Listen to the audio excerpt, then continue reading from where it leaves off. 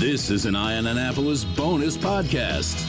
Well, I'll tell you, after the past 2 years, if you told me that once COVID rolled through, the zombies would be next, I'd probably think that seems about right. And they are coming, actually, to Annapolis, but not the Walking Dead ones. Joining me on the phone today is a musical legend, a Hall of Fame inductee, and the lead singer of the Zombies, Colin Blunstone. How are you? I'm very well, John. Very well indeed. I'm really glad to be back on the road and playing again. You know, the Zombies are a touring band. This is what we live for. So it's just great to be out there playing to live audiences again. Well, thank you so much for your time today. And actually, I'm going to say a belated congrats, even though I haven't talked to you ever, but on your semi-recent induction to the Rock and Roll Hall of Fame, which was back on March 29th of 2019. Long overdue.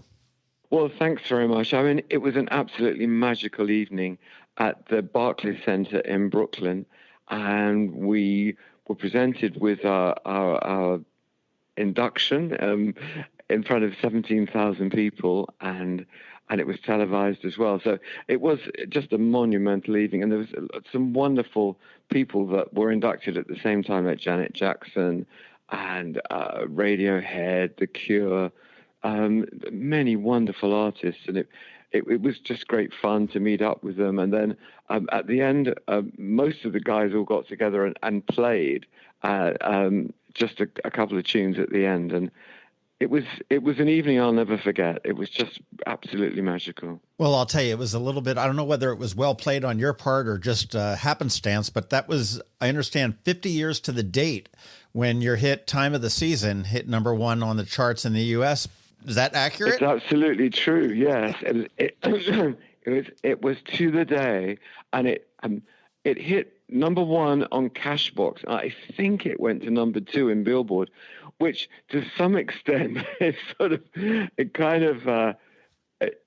makes it a bit challenging, really, because we had a couple of #1 records, but they were #1 in Cashbox, which doesn't exist anymore. And of course, they were #2 or #3 in Billboard. And sometimes people will pick us up on it because we'll claim the #1 every time, you know, because at the time, Cashbox and Billboard were equally important. So, I mean, yeah, those were the days from 64 to 67. The Zombies had 3 top 5 singles and many top 100 singles. And it was a very exciting time. We were part of the first wave of the British invasion. And so it was a whole new world, and we were 19 years old, and we were thrust into the middle of this incredibly exciting time.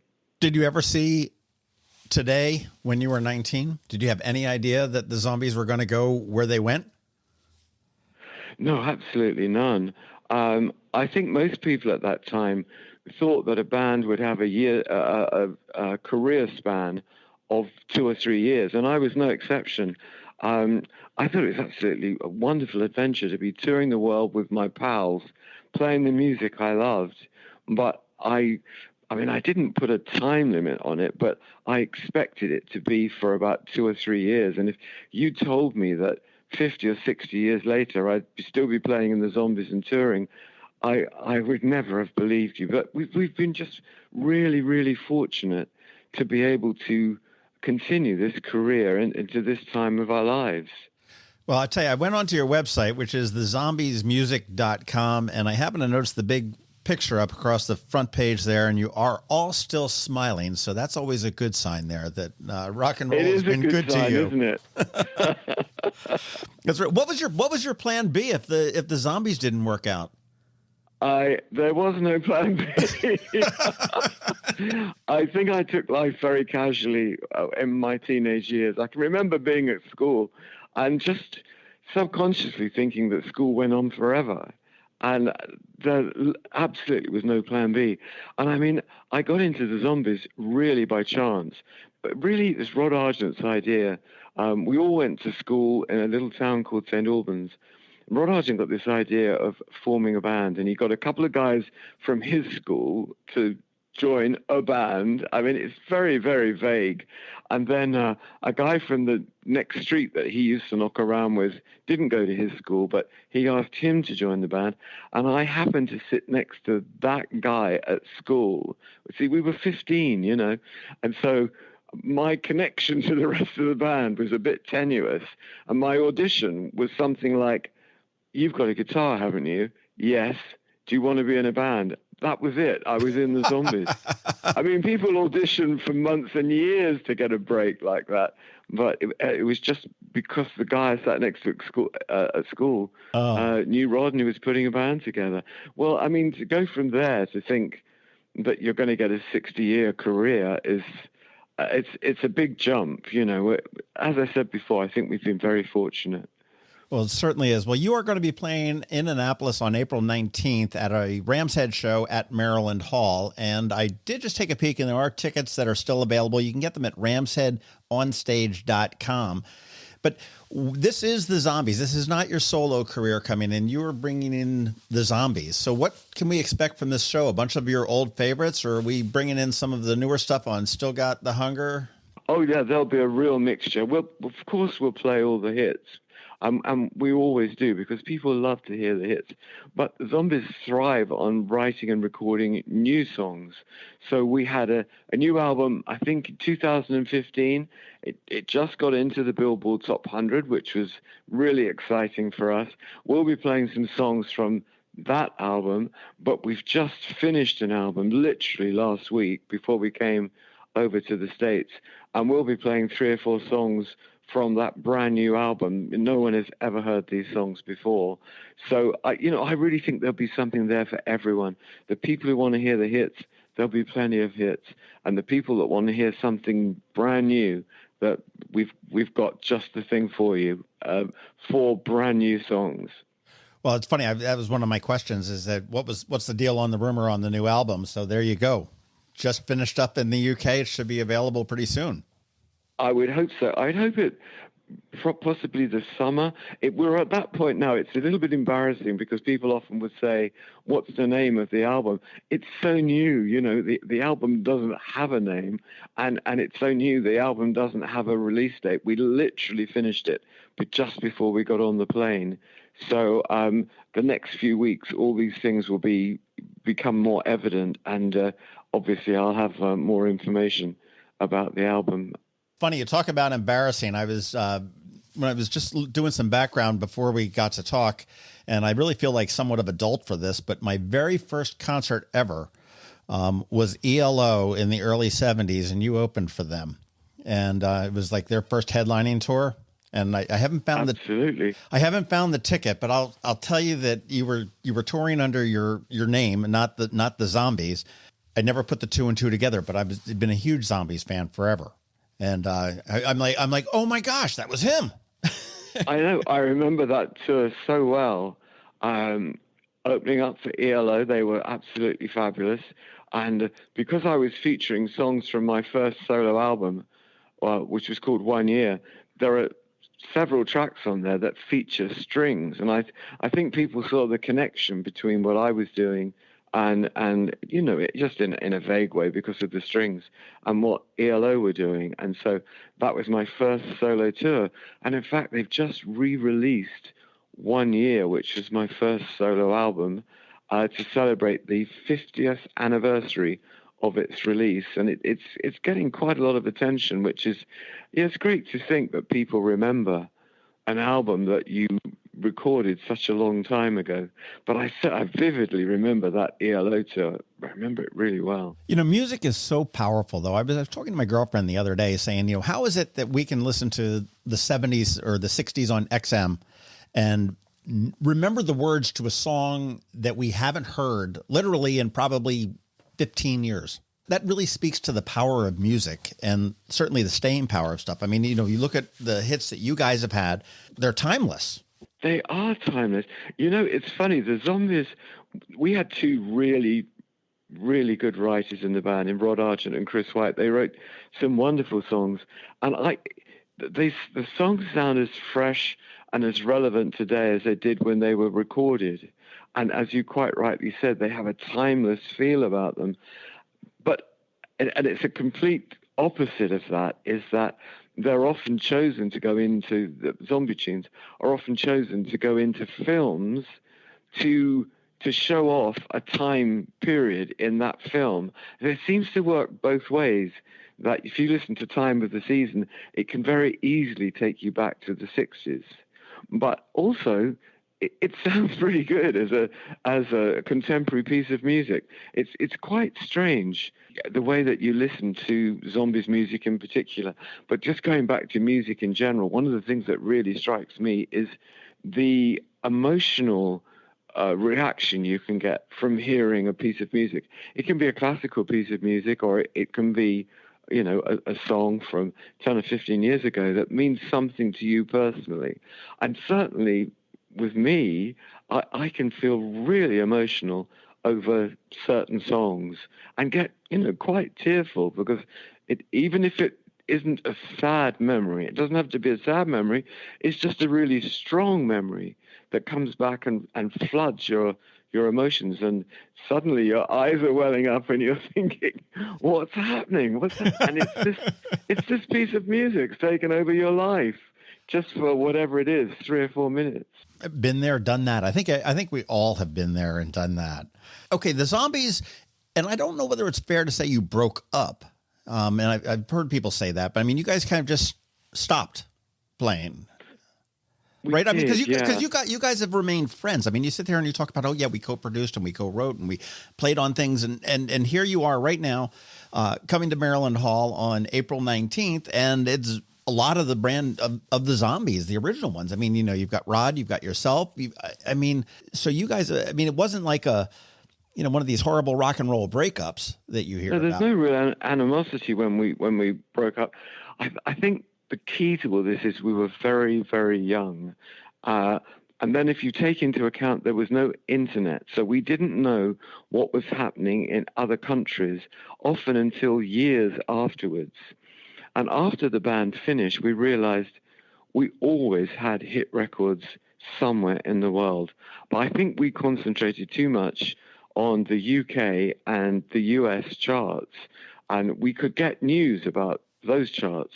But say in the Far East or South America or Africa, even Eastern Europe, it was very hard to get information about hits. And maybe if we'd have known at the time that we had hits the whole time we were playing professionally from 64 to 67, we always had hits.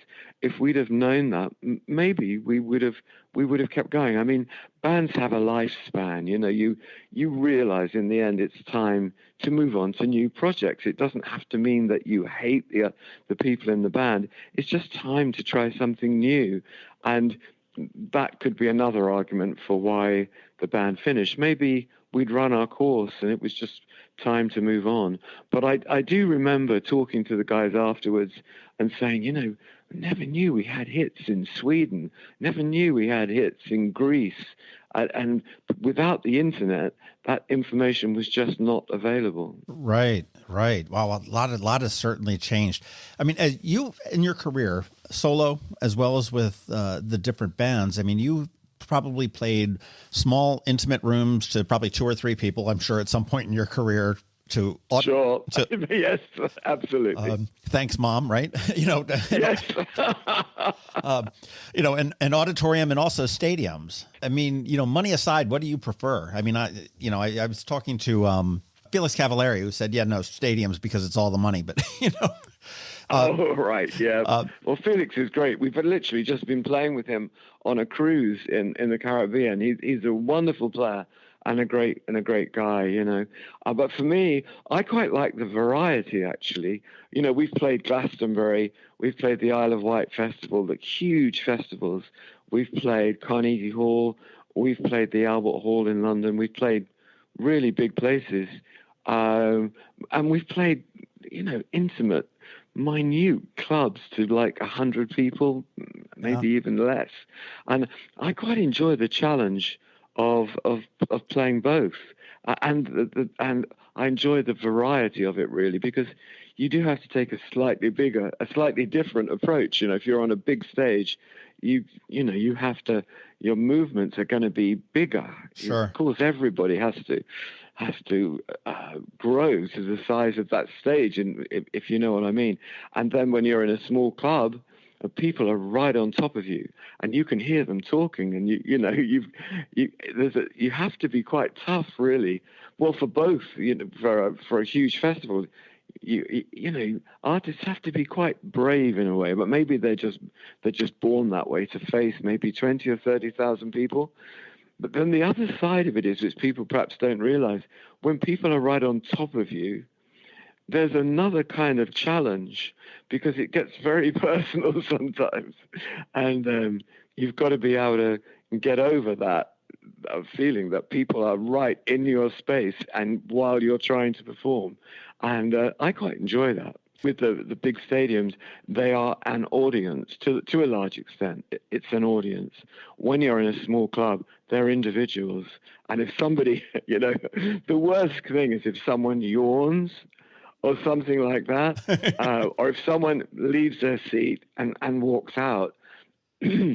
Usually, especially as we play to an older crowd a lot of the time, they will come back, because they've gone to the toilet. So they haven't walked out. They just need to use the facilities. And I'm always so pleased to see them come back when they've, That's fantastic. What song of yours, whether it be solo or whether it be, part of the Zombies, that do you never get tired of playing? Is there a song that you're like, yeah, okay, this is it, I love playing this song? I think there's quite a few, really. Certainly with the Zombies, She's Not There will always be a special song to me, because it's the first song we recorded and it changed all our lives. Away from the Zombies, I sang a lot of songs for the Alan Parsons Project, and there's a song called Old and Wise, which is one of the most beautiful songs ever written. And, I had the privilege of putting the vocal on there. So Old and Wise would be one of my favorite songs for sure. You have any that you're not so keen on? Oh, there are some. But I'm not going to say what they are, because it could spoil someone else's pleasure in that song. But there's one old Zombies song. When Rod and I started playing again, there was a huge gap where Rod produced me, I played on shows for him, but we didn't tour together. And in 1999, we got back together again. And we were just going through some old Zombie tunes, and there's one, I just thought it was so terrible. I couldn't stop laughing, and my knees went while I was trying to sing this song. And I was literally on my knees because I just thought it was so awful. And I can't tell you what it's called, but it's quite popular and people love it. And we still play it. And I try not to let my knees go, and I try not to laugh while I'm singing it. But yeah, there is one Zombies song that I'm not very fond of. Well, I'll tell you, if we on April 19th at Maryland Hall, if we see Colin Blunstone get a little bit weak in the knees and start laughing, we know which one it is, I guess. You'll know which one it is, yes. That's for sure. Well, I'll tell you, just as we start to wrap it up here, man, if you could team up, if all of a sudden the Zombies were going to continue your tour, and you've got a really kind of a cool tour, you're playing a bunch of cool venues in the area, or not in the area, but in the States, before you go back, I guess you're going to go back over to Europe, but if you could have any other band join you right now, who would it be? The Zombies and... McCartney would be quite nice. Yeah. I like, I always think of I think especially with British acts, it's all the acts that you know by one name. So it would be great. I mean, I've got to admit, we would have to open for these guys, but McCartney, Elton, Clapton, these kind of just superstars. It would just be incredible to tour with them, to hear their wonderful repertoire and to see how they prepare themselves for performances. I just think that would be incredible. Yeah, no, absolutely. Well, where are you at now? You're based in the UK, right? I live very close to London. I live about 20 miles southwest of London. At the moment, I'm in Fort Lauderdale in Florida. We just played last night. It went really, really well. It takes a little time. We haven't played in 2.5 years. And it's like if you were a sportsman, a tennis player, if he comes back after injury, it takes him a little while to get his game back together, or a golfer or something like that. And it's the same with musicians. I think it just takes a little while to get the act really tight, but it's coming. I can feel it.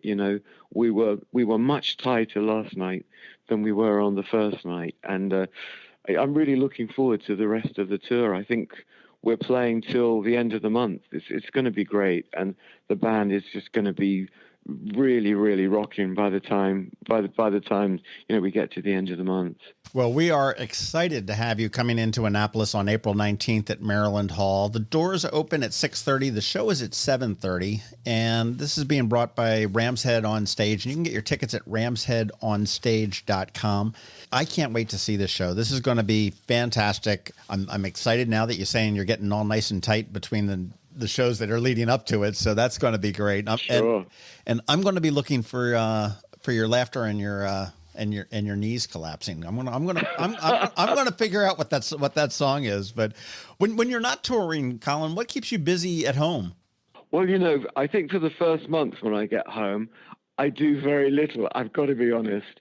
I've come to the conclusion that I need to get some hobbies together. I've always wanted to paint. I used to paint when I was younger.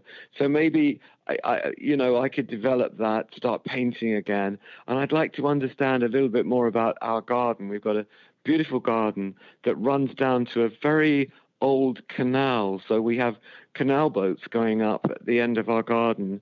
And I'd like to really work on the garden if I can this year. I'm not going to be home for very much, but right. I'd love to get that sorted. And the third thing, I'd like to get fit again. I used to be very fit when I was younger, and I've really let that slip, especially in the last 2.5 years. So there's 3 things that I can aim for when I get back home. Welcome to the club with the COVID 15 or 20 pounds or whatever it is they're it's doing. Terrible, isn't it? But I think most of us are suffering from that. That's true. You're going to be coming to Annapolis on April 19th at Maryland Hall. Tickets are available at ramsheadonstage.com. And we're talking with Colin Blunstone, who is the founder and the lead singer of The Zombies. And he's going to be bringing The Zombies here to Annapolis. And I'm so excited about that. I want to thank you very much for your time today. And I look forward to seeing the show. And if I can muscle my way backstage or something like that, I will introduce myself when I get when you get here to Annapolis. That'd be brilliant, John. And off air, I'll tell you the song that I'm talking about that brings me to my knees. And we can compare notes. You tell me if you feel the same way about it. Fair enough. Okay, mate. Looking forward to seeing you, and very much looking forward to the show. Thanks so much for having me on the show today. Take care. Safe travels. And thanks, John. All the very best. Bye-bye. Bye-bye. Wait a sec. This is the real Zombies. Well, no one told me about her, the way she lied. Well, no one told me about her, how many people cried. But it's too late to say you're sorry. How would I know? Why should I care? Please don't bother trying to find her. She's not there. Well, let me tell you about the way she looked, the way she had tan, the color of her hair. Her voice was soft and cool, her eyes were clear and bright, but she's not there.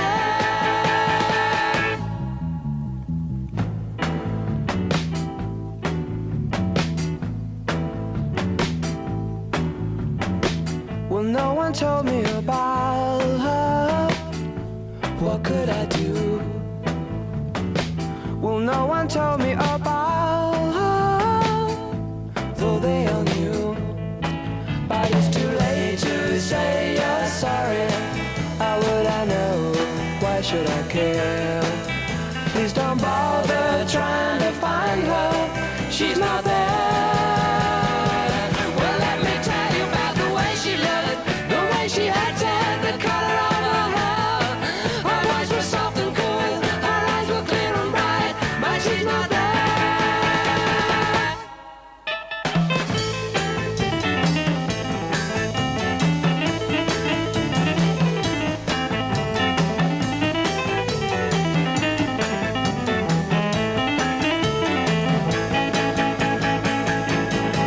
But it's too late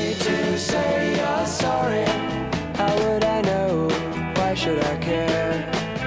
Please don't bother trying to find her, she's not there. Well, let me tell you about the way she looked, the way she acted, the color of her hair. Her voice was soft